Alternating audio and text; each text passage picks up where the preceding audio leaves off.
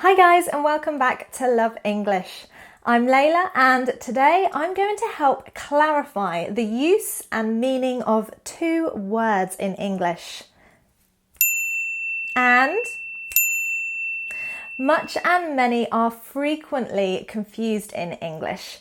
The grammar really isn't too difficult. However, the challenge will not necessarily be much and many, but it will be more to do with countable and uncountable nouns in English.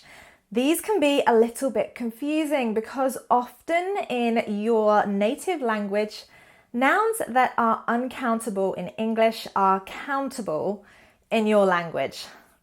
Gets confusing there, but I'm going to explain it and help you understand when to use much and many, depending on whether a noun is countable or uncountable. Now, before we get started, I want to make sure that you guys do click that subscribe button and the notifications bell until it looks like this to make sure you are one of the first to be notified when our lessons go live.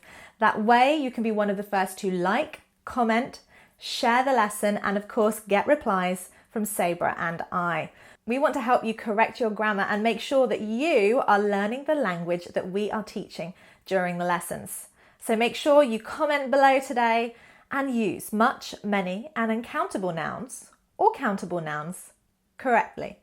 So in today's lesson, I'm going to use a cup of tea. This is very British of me, but I will be using a cup of tea to illustrate how we use much and many differently and the problem with nouns in English and why they get a little bit confusing.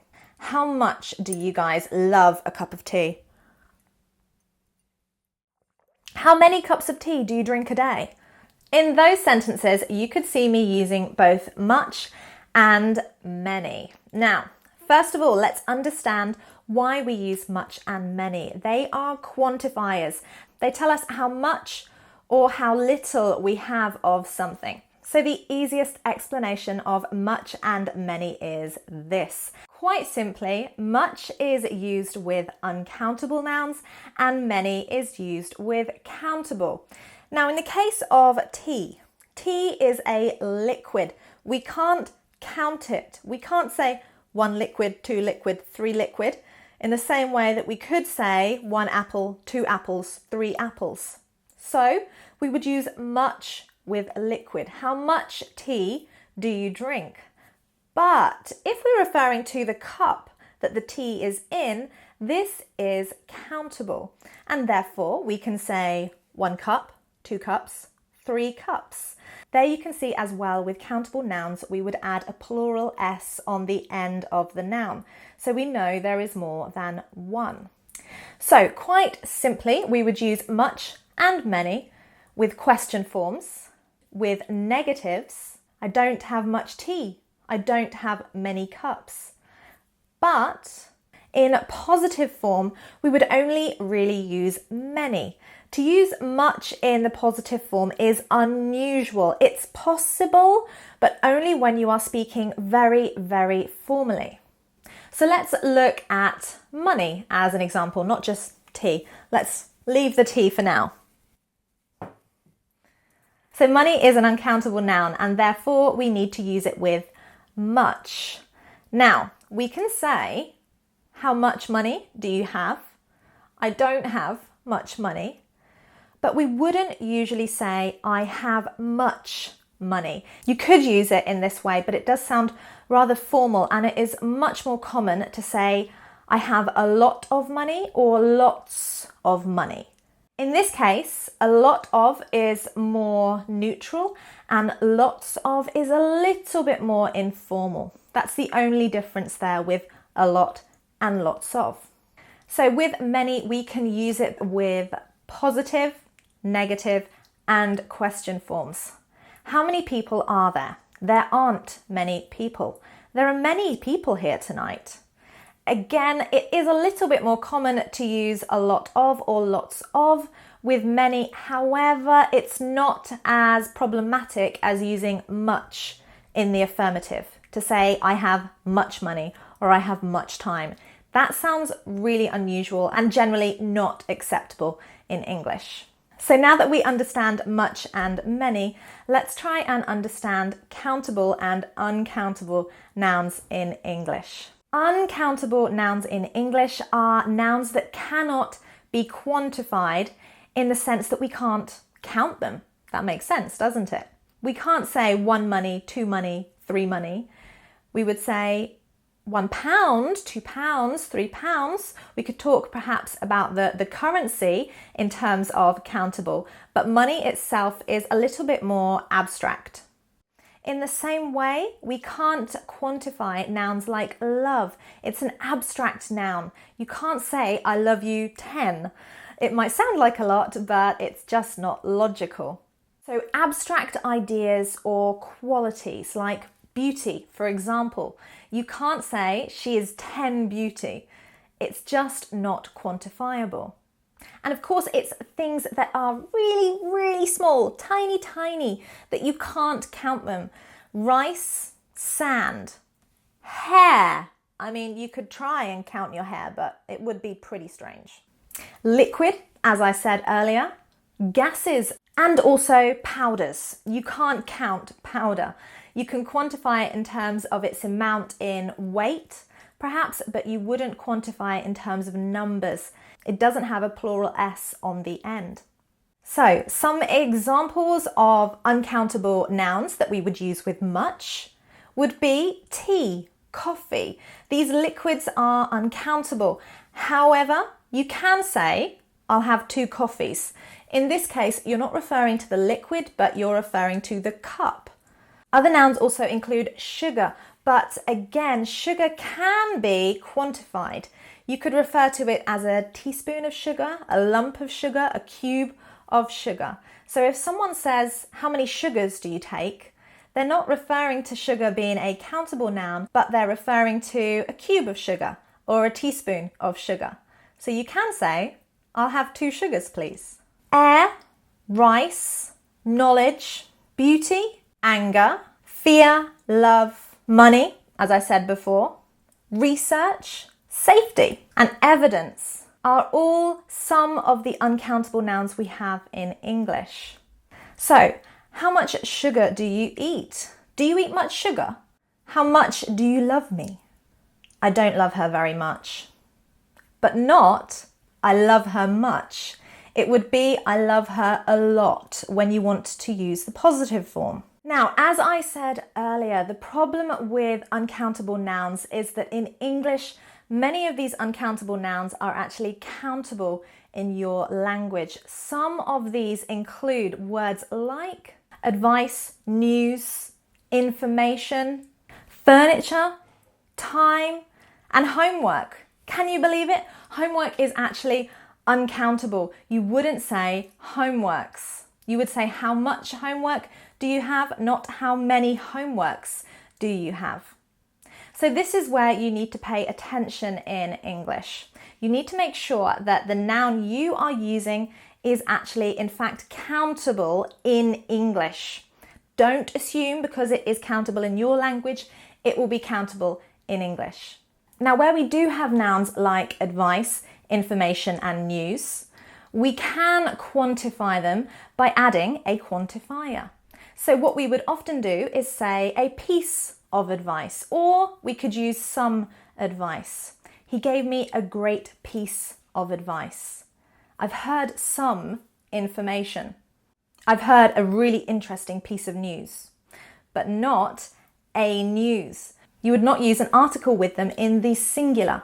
There's quite a lot of information here, and I think probably we're going to need another lesson on quantifiers with countable and uncountable nouns. Another important piece of information is the fact that there are some nouns that can be both countable and uncountable. My favourite example is chocolate.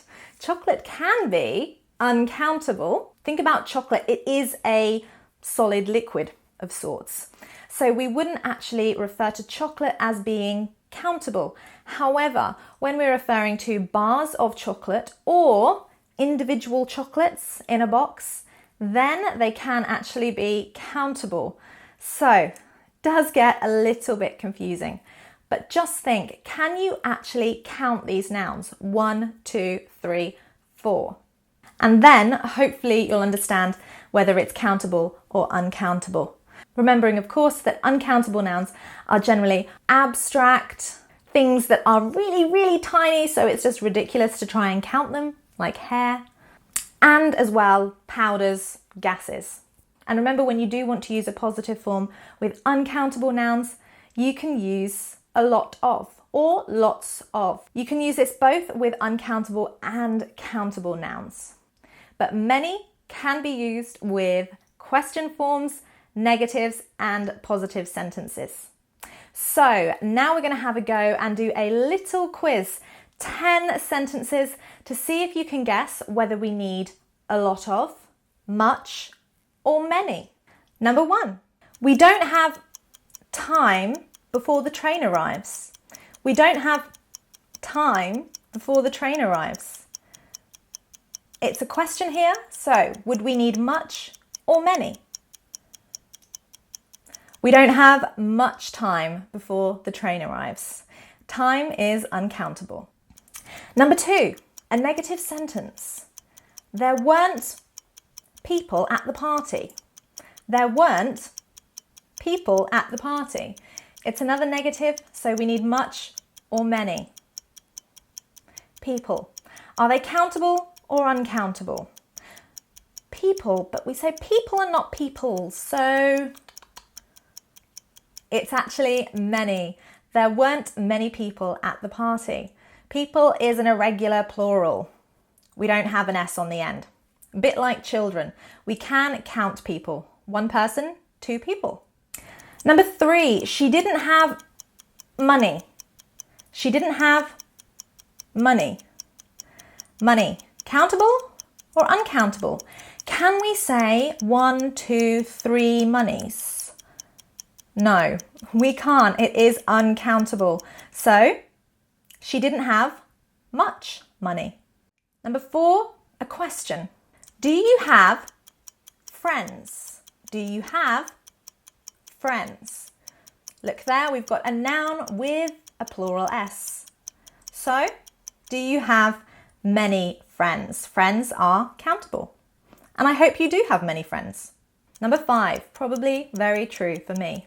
We ate chocolate today.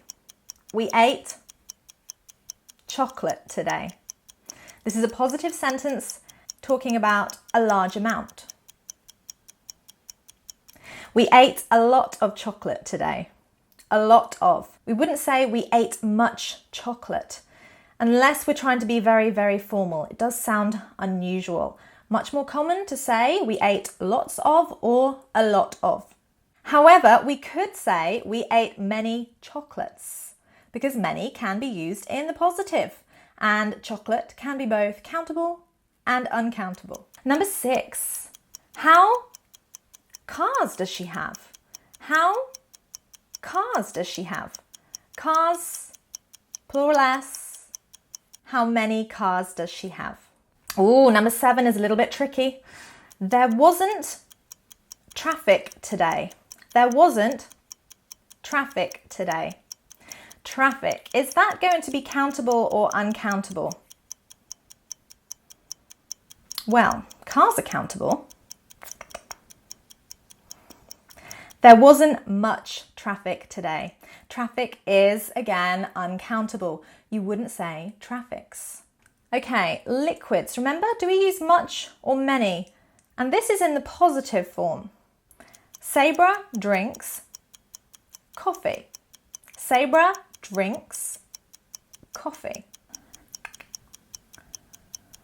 Sabrah drinks a lot of coffee. Coffee is uncountable, but of course, when we are referring to coffees, we mean 2 cups. But in this case, I'm just talking generally about the liquid and in the positive form. So I can't say Sabrah drinks much coffee. I can say she drinks a lot of coffee. A very common mistake that people make.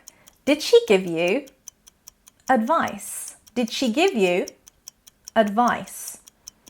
Advice, countable or uncountable? Much or many? Did she give you much advice? You wouldn't say, did she give you many advice? It is uncountable. In the same way, we would never say advices. We'd say a piece of advice or some advice. And finally, number 10. Whoa, that baby has of hair. Whoa, that baby has of hair. In this case, the positive form, the affirmative sentence. Whoa, that baby has a lot of hair. Hair is uncountable, and we would use a lot rather than much hair. We can't say many hairs. We wouldn't count the hairs on the baby's head. Right, guys, I hope that lesson was helpful and you were able to understand the difference of when to use much and many, and as well the difference between countable and uncountable nouns. Make sure that you like this lesson. If I get a positive response to this lesson, then I'll know that you want to learn more about how to use countable and uncountable nouns and the quantifiers you can use with them. And I can make another lesson on this subject. So thank you so much for watching, and don't forget to comment below. Try using much and many in some sentences. This is such a common area for people to make errors, so it is worth trying to use them. And of course, don't forget to let us know what other lessons, grammar lessons, vocabulary lessons, pronunciation lessons you would like to help you improve your English. Thank you very much for watching. Bye.